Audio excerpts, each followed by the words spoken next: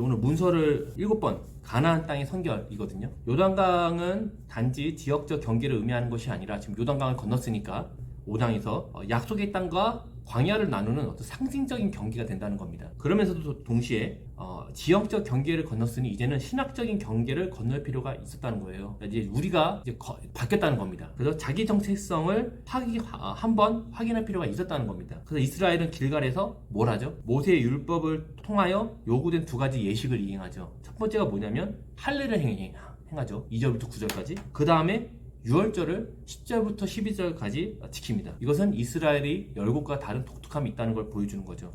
사람은 그 정체성을 정할 때 무엇과의 관계를 통해서 발견하잖아요. 스스로 내가 누구다라고 얘기할 수가 없어요. 반드시 무엇과의 관계.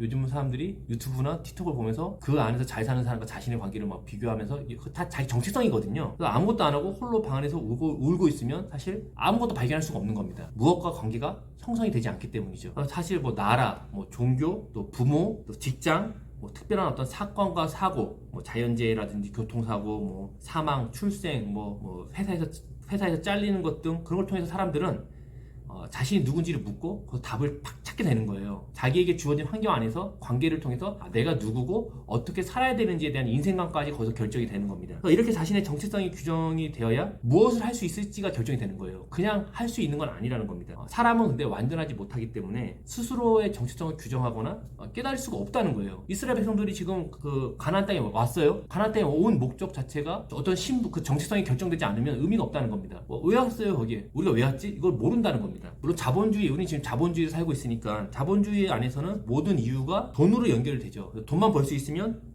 다 한다고 생각하지만 생각해보면 사람이 돈을 많이 벌어도요, 삶의 허무와 인생에 대하여 질문을 하게 된다는 것이죠. 그리고 돈을 많이 벌어도 정신적인 병에 걸리는 이유 역시 자본사회에서 돈을 벌어야 되지만 인생의 방향과 정체성하고는 별개의 문제라는 겁니다.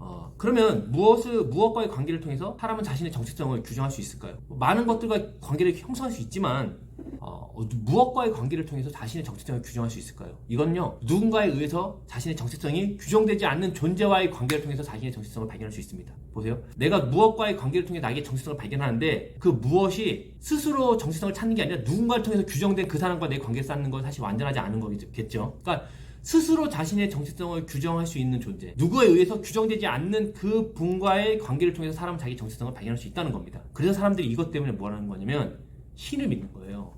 종교가 생기는 게 기복적인 요소도 있지만 실제로는 어떤 절대자를 통해서 누군가에 의해 규정되지 않는 존재를 통해서만 자기의 정체성을 발견할 수 있기 때문에 종교를 믿는 겁니다. 근데 그런 신이 있냐는 거예요. 세상에 있는 모든 신들은 다 뭐가 규정돼 있거든요. 누구에 의해서? 사람에 의해서 규정이 돼 있어요. 출산의 신, 다산의 신, 똑같은 얘기죠.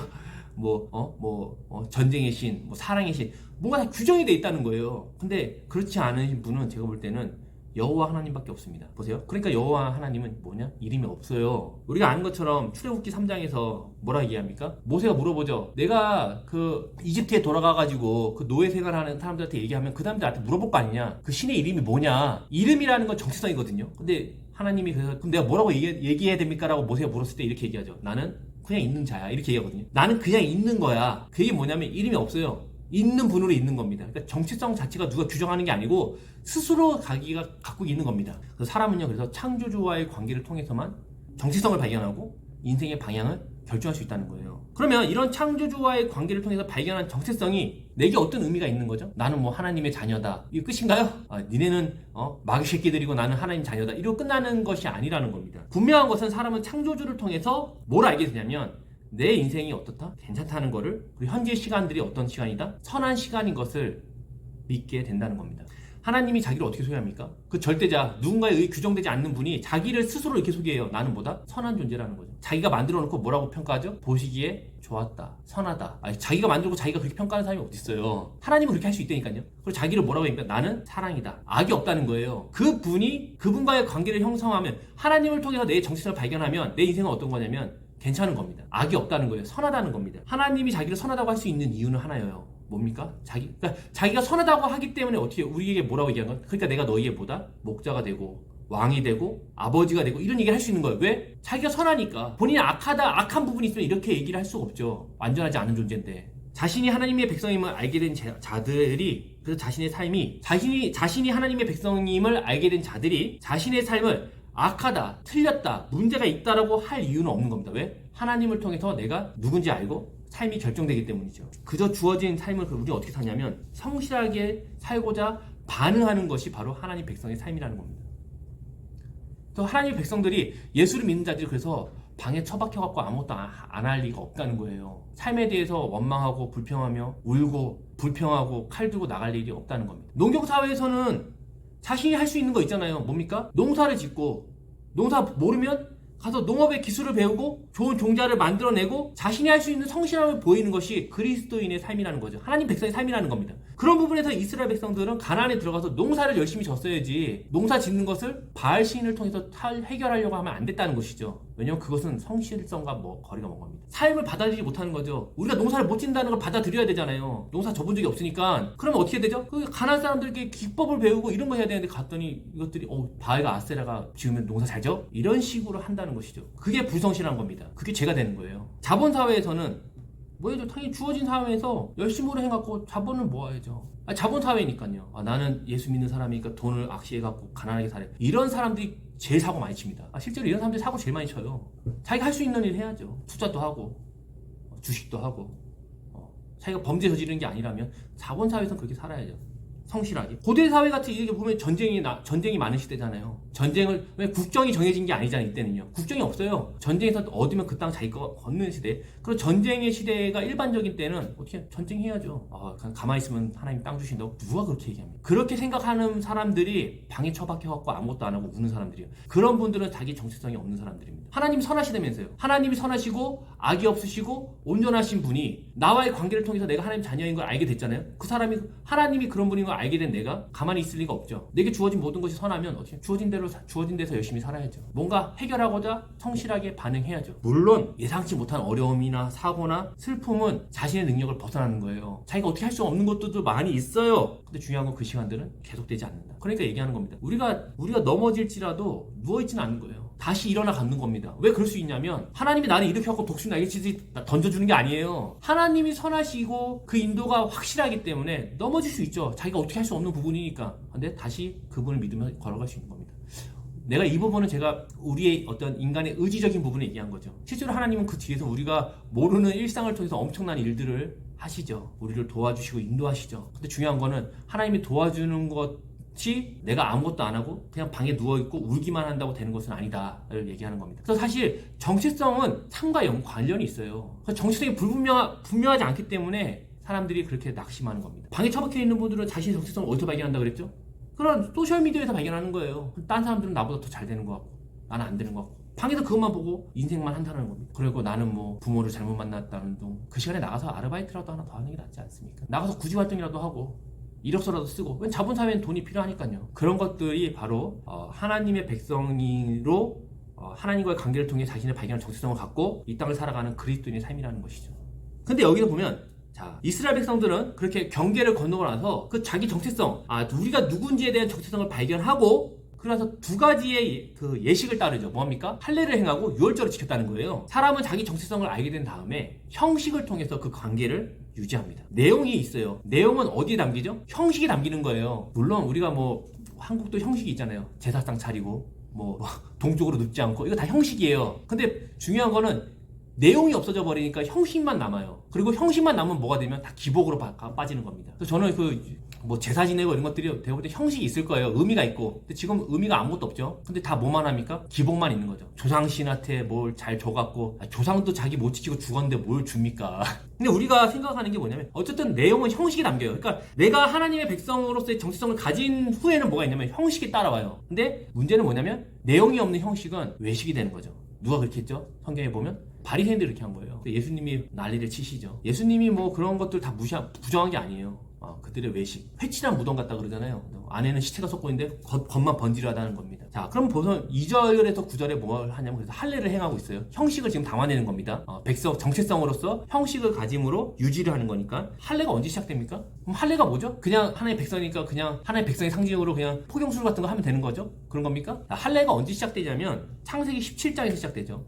하나님이 누구에 대해 할례를 하라 그러냐면 아브라함에게 할례를 하라 그래요. 지금 이제 그 형식에 대한 설명을 하는 거예요. 그 형식이 대체 뭐냐? 대체 뭐, 형식의 내용이 뭐길래 그들이 할례를 하라 그러냐? 할례는 행함으로 아브라함뿐 아니라 그 후손과도 뭐 하는 거냐면 언약을 맺는 거예요. 할례는 언약의 상징입니다. 도장 같은 거예요. 하나님이 아브라함에게 하신 언약이 뭐다? 영원한 것이고 내가 너희 하나님이 되리라고 하셨죠. 하나님이 아브라함과 그의 후손을 선택하여 그들을 통해서 뭐냐? 모든 민족이 복을 받게 하겠다고 하신 그 하나님, 그 관계를 형성한 언약의 증표로 할례를 한 겁니다. 그러니까 몸에다가 그걸 새기는 거예요. 그러니까 실제로 신약에 와서 할례를 하냐 마냐의 문제가 생겼잖아요. 그래가지고 너희도 이제 하나님의 백성이 되려면 그리스도를 믿을 뿐 아니라 할례도 해야 된다는 것 때문에 사실 문제가 된 거예요. 왜? 성경에 보니까 할례는 언약의 상징이네. 할례 안 하면 너네 하나님의 백성 아니야. 이것 때문에 사실은 신약에서 문제가 생긴 거거든요. 결론은 뭐였습니까? 야, 유대인들은 하고 싶으면 하고 이방인들은 할 필요 없다 얘기로 결론이 났어요. 왜 그럴까요? 아브라함의 후손을 통해서 모든 민족이 복을 받는 사건이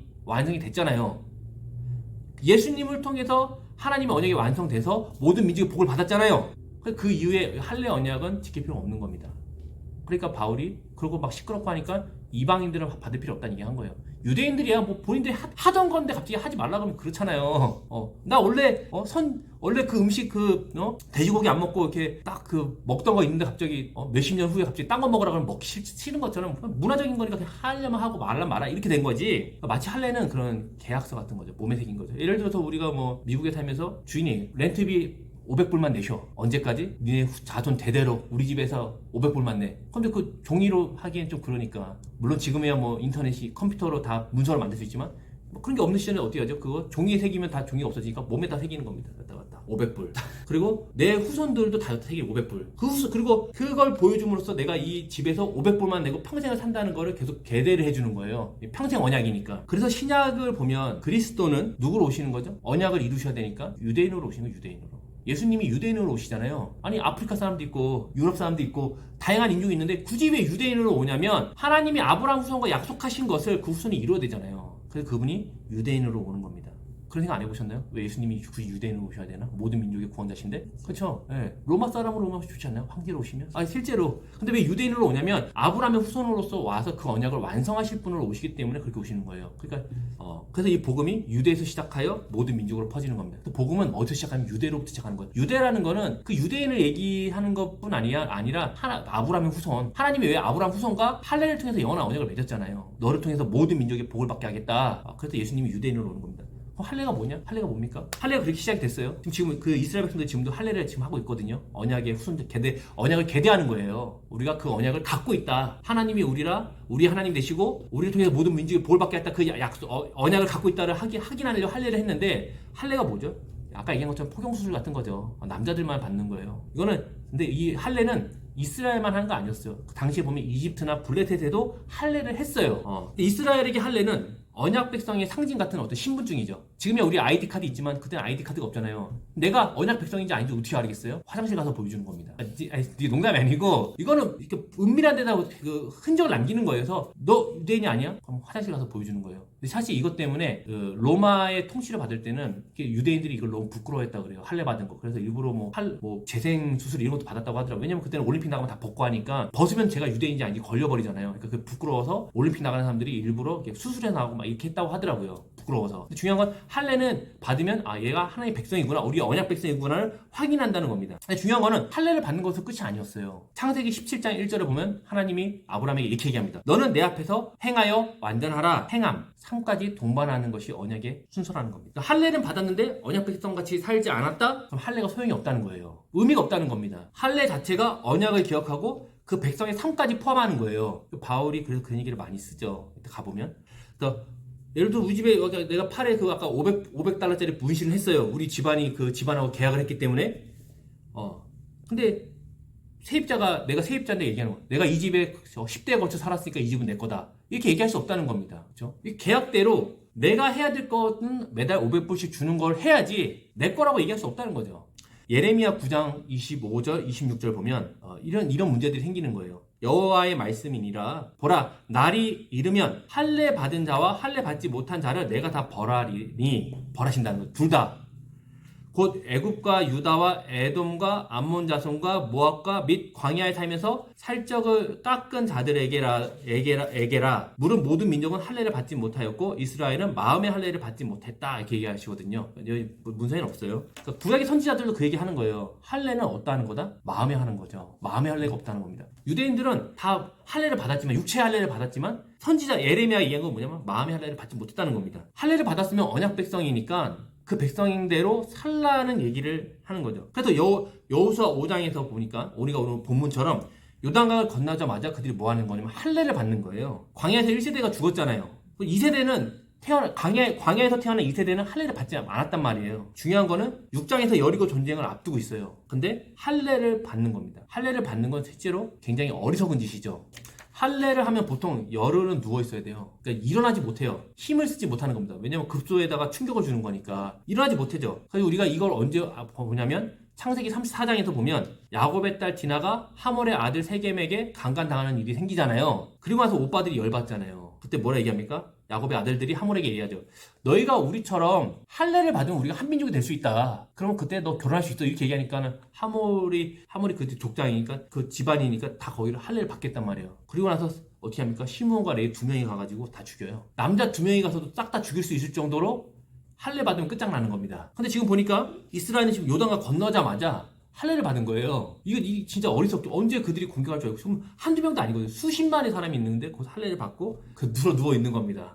이스라엘은 약속의 땅에 들어가기 전에 뭘 먼저 해야 되냐면 자신들이 누구다? 언약의 백성이다를 알게 하는 거죠. 우리가 언약의 백성이라 그러면 계속 개인적으로 생각해요. 이스라엘 잘 되고 이스라엘 땅을 얻고 이런 거 생각하는 게 아니에요. 이거 아브라함의 언약을 계대하는 겁니다. 아브라함의 언약이 뭡니까? 너를 통해서 모든 민족이 복을 받는다. 내가 너희 하나님이 된다가 그 언약이거든요. 그 언약을 계대하는 거예요. 땅을 얻는 걸 계대하는 게 아니고 우리가 계속 이거 개인적으로 생각하니까 이스라엘이 땅을 얻어야 된다. 이딴 얘기 하는 건데 그래서 중요한 건 그들이 언약 백성을 하는 거죠. 그리고 하나님이 아브라함에게 하나님이 하신 말씀 완전한 존재가 되라. 행하여 완전하라. 그렇죠. 즉 자신들이 행하여 완전한 건 뭡니까? 행하여 완전하는 게 뭐예요? 제가 볼 때는 여러 가지가 있지만 성실하게 살아야겠죠. 당연히 하나님이 주신 삶이니까. 그리고 하나는 뭐냐면 자신이 할 수 없는 걸 인정하여 하나님만을 의지하는 삶을 보여주는 것이 바로 할례 받은 언약 백성의 삶입니다. 내가 할 수 없다는 것이죠. 우리가 아까 좀 사고가 났을 때 어떻게 할 수 있는 게 아니거든요. 우리가 그때 인정하는 겁니다. 내가 성실하고 열심히 살고 노력하지만 내가 할 수 없는 것들이 있는 거구나. 하나님만을 의지해야 되는 거구나. 군사훈련 받은 적 없었잖아요. 이스라엘 백성들이. 그리고 40년을 광야에서 또 돌았단 말이죠. 그리고 부모님 세대 다 죽고 2세대가 나왔지만 그들은 하나님을 믿음으로 사는 백성임을 확인하는 것으로 할례를 행하는 겁니다. 성도들이 의지할 게 많으면 내가 할 수 있는 것이 많으면 꼭 주님이 아니어도 되는 거거든요. 뭐 부처님을 찾아간다든지 아니면 다른 데를 간다든지 용한 무당을 찾아간다든지 내가 할 수 없으니까 주님의 말씀만을 듣겠습니다가 사실 할례를 받은 언약 백성의 삶이라는 거죠. 그래야 하나님이 나만이 하나님 되시고 그를 통해서 모든 민족이 볼 받는 일들이 계대하는 겁니다. 근데 이스라엘 백성들이 가서 어떻게 합니까? 농사 짓는데 농사가 안 되니까 어떻게 하죠? 바로 우상 찾아가는 거예요. 제가 볼 때 농사를 더 열심히 졌어야죠. 안 되지만 농사 열심히 짓고 기술도 배우고 좋은 종자도 갖고 오고 했어야 되는데 그게 아니라 그냥 가장 쉬운 거.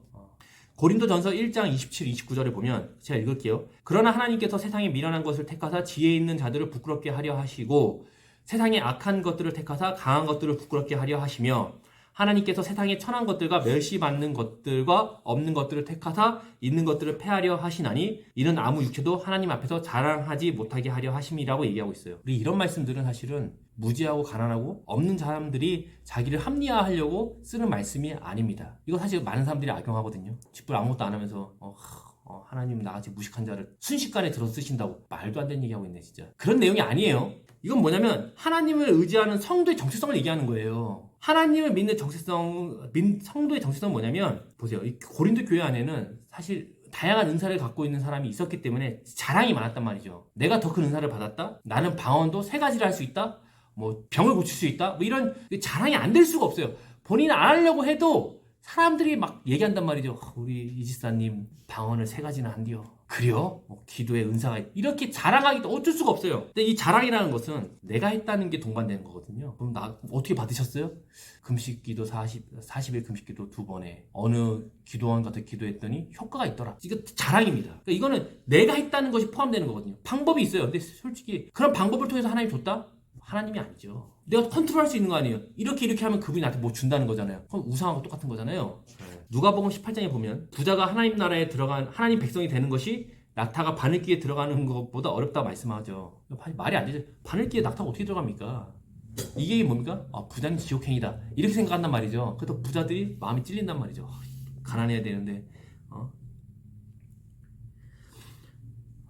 그런 것이 아니라 성도, 그러니까 하나님의 정체성을 가진 자들은 자신의 무력함, 할 수 없음, 하나님의 은혜를 인정함으로 하나님을 믿는 자입니다를 계속하는 자들입니다.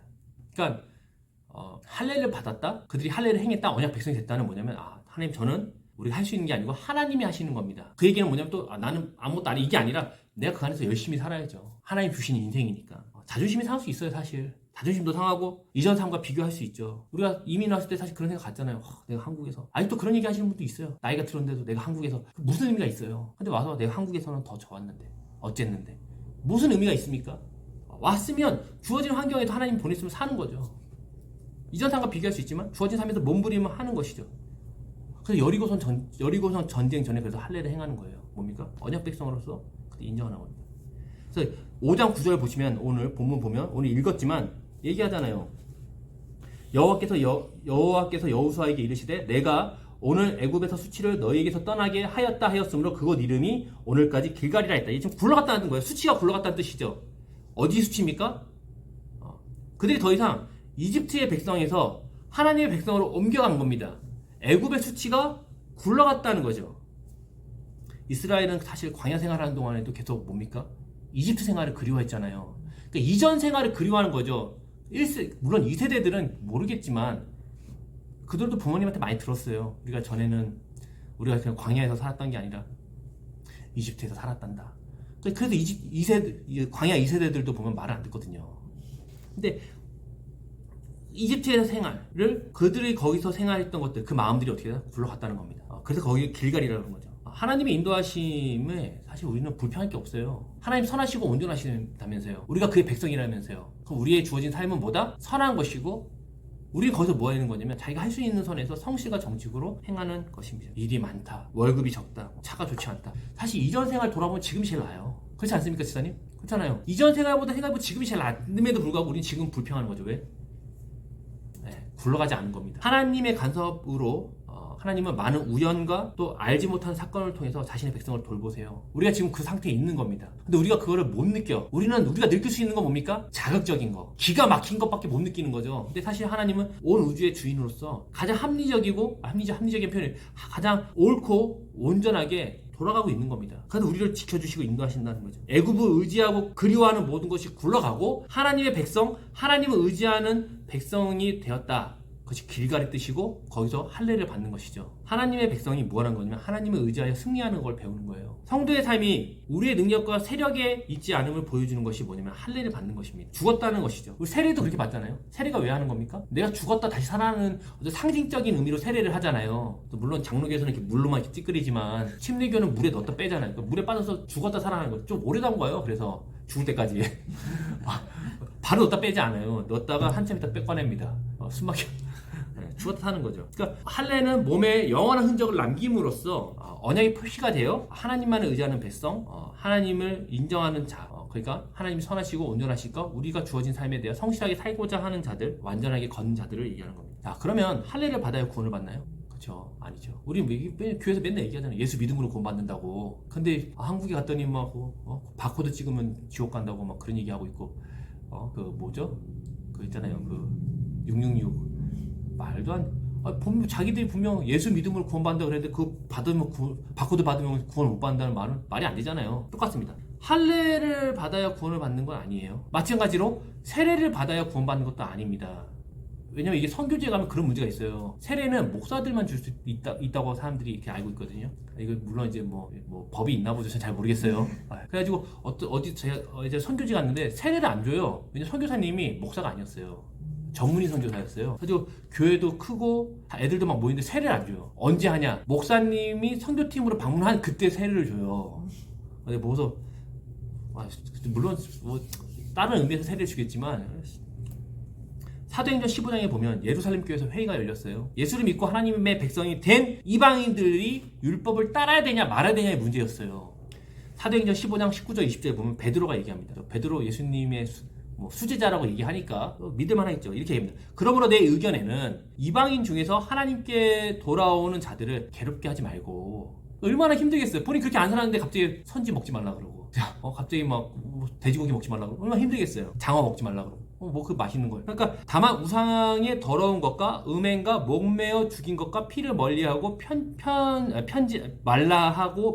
피를 멀리하라고 편지하는 것이 옳으니라고 얘기합니다. 그러니까 구원을 위해서 억지로 할례 받을 필요 없다는 얘기하는 겁니다. 하지만 유대인들은 자신들이 할례 받음으로써 율법을 가지고 있다고 뭐하냐면 자랑하는 거예요. 우리 계속 다르다는 겁니다. 이거 계속 자랑하는 겁니다. 로마서 2장 17절 유대인이라 불리는 내가 율법을 의지하여 하나님을 자랑하며, 우리 이 말씀 보면 유대인들이 하나님 자랑한다 생각하는데 그게 아니라 니네랑 우리랑 다르다는 거예요. 이 얘기 이딴 식으로 자랑한다는 겁니다. 니네 할례 받았어? 너랑 나랑 급이 달라. 이런 지옥의 땔감 같으니라고. 너 유대인 되고 싶어? 할례 받아. 이렇게 얘기한다는 거, 얘기를 하는 거예요. 그러면서 뭡니까? 지들은 하지도 않는다는 겁니다. 로마서 2장 18절 20절 보면 율법의 교훈을 받아 하나님의 뜻을 알고 지극히 선한 것을 분간하며 맹인의 길을 인도하는 자요 어둠에 있는 자의 빛이요 율법에 있는 지식과 진리의 모본을 가진 자로서 어리석은 자의 교사요 어린아이의 선생이라고 스스로 믿으니, 이렇게 얘기합니다. 이들은 자신이 이런 존재로 자랑해요. 할례 받았다는 거죠. 율법 가졌다는 겁니다. 하나님의 백성이라는 거죠. 근데 21절 이하에 보면, 이 로마서 2장 21절 이하에 보면 이들이 율법을 지키지 않아요. 우상 숭배, 간음, 도둑질, 신전의 물건을 훔치는 거 다 합니다. 유대인들이 율법을 지켜서 구원을 받으려 하는 자들이 아니라 율법을 자랑하기만 한다는 것이죠. 그래서 로마서 2장 25절에 보면 바울이 또 얘기합니다. 내가 율법을 행하면 할례가 유익하나 만약 율법을 범하면 내 할례가 무할례가 된다는 겁니다. 그러니까 할례는 언약 백성의 상징이잖아요. 근데 중요한 거는 삶이 없으면, 하나님에 대한 신뢰와 그 백성의 삶이 없으면 무할례라는 겁니다. 그래서 아까 얘기한 것처럼 창세기 17장 7절에 보면 분명 아브라함과 그 후손들을 선택하셔서 그들의 하나님이 되시고 영원한 언약이라고 하셨거든요. 그러니까 할례는 어떤 언약 백성의 상징, 시민권이라고 할 수 있지만 율법은 듣는 자가 아니라 행하는 자, 언약을 성실하게 행할 때 의롭다함을 받는 겁니다. 그러니까 우리가 이런 거 때문에 헷갈리는 거예요. 믿음으로 구원받는 거 아니야? 뒤인데 나중에 보면 행함으로 또 구원을 받네? 둘 다 맞는 말이죠. 은혜로 받아서 그 은혜를 받은 대로 어떻게 하면 살아야 되는 겁니다. 그래야 언약이 실효성이 있다는 거예요. 그래서 이것은 사실 지금 우리는 예수님을 통해서, 예수님이 율법을 온전히 이루셨기 때문에 성령을 통해서 우리가 마음의 할례를 받는다라고 바울은 얘기합니다. 로마서 2장 28절 29절에 보면 세례 요한도 보세요. 세례 요한이 광야에서 메시지를 전할 때 어떻게 전합니까? 할례를 받아라, 세례를 받아라. 끝나지 않아요. 세례 요한 때는 할례보다는 세례를 얘기하죠. 끝나지 않고 뭐랍니까? 회개에 합당한 열매를 맺어라. 너희는 속으로 아브라함이 우리 조상이라고 말하지 말아라. 하나님이 이 돌들도 아브라함의 자손으로 만들 수 있다, 이렇게 얘기하거든요. 그러니까 할례와 혈통은 하나님의 백성과 관계없다는 얘기를 누가 하냐면 세례요한도 알고 있는 거예요. 그러니까 회개에 합당한 열매를 맺어라, 이렇게 얘기하거든요. 그리고 마태복음 7장 21절에 보면 나더러 주여 주여 하는 자마다 다 천국에 들어갈 것이 아니요. 믿었어요? 천국 들어가는 게 아니래요. 하늘에 계신 내 아버지 뜻대로 행하는 자라야 들어간다, 얘기하는 겁니다. 그러니까 많은 분들이 신앙을 개인화가 되고 체험 중심, 내세화가 됐어요. 내가 예수를 믿으니 구원을 받았다, 어떤 죽은 내세를 생각하지만 전혀 그런 관계가 없다. 주여 주여 해도 천국에 못 간다니까요.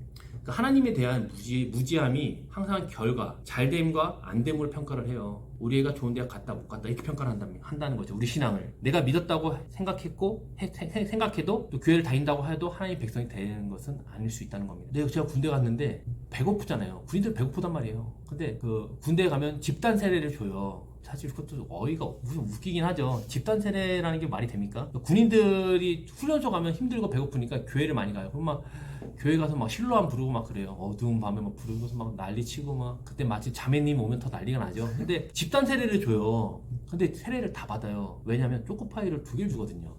세례 받은 사람한테는 특식을 줘요. 막 떡도 주고 막 그래요. 그러니까 세례를 2번씩 받아요. 실제로. 왜냐면 그냥 교회 갔다 가면 초코파이 하나 주는데 세례 받은 사람들은 축하한다고 떡도 주고 초코파이도 더 준단 말이에요.